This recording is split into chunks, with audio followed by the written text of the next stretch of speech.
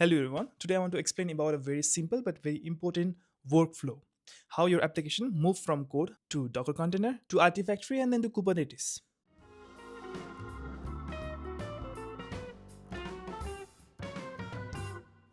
We begin with code. This is just the application written by a developer.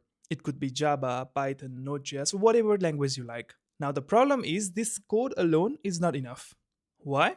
Because your app might work on your machine but not everywhere. Maybe version is different, maybe some dependencies are missing, and of course the environment are not the same. We need to package it properly. This is where containerization comes in. Containerization means packaging your applications with everything that it needs to run.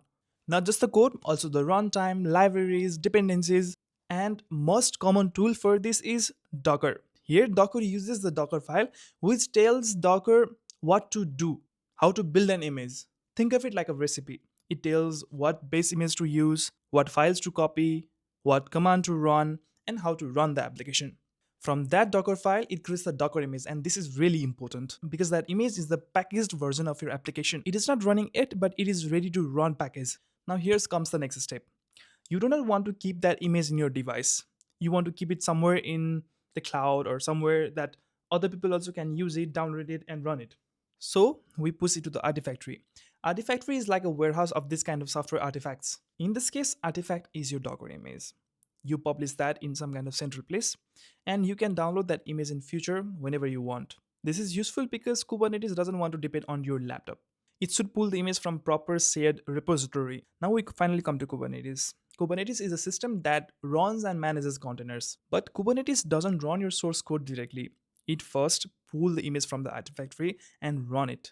It creates the pod, and inside that pod container is running. And once that pod is running, your application is live in the cluster.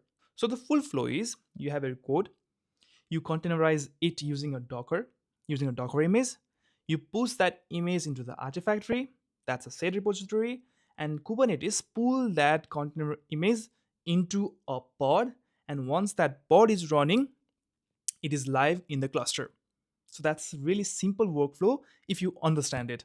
So the app starts as a code, get packaged, get published, and run in the Kubernetes cluster.